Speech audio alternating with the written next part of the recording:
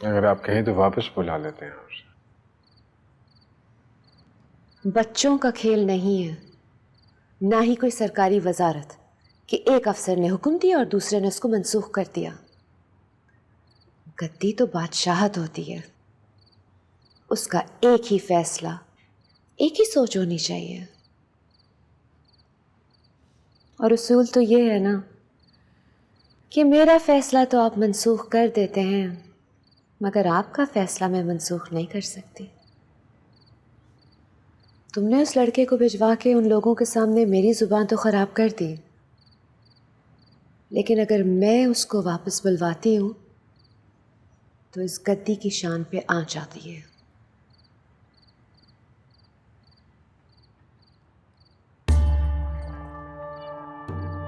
खाना गर्म करवा रही हूं, आ जाओ।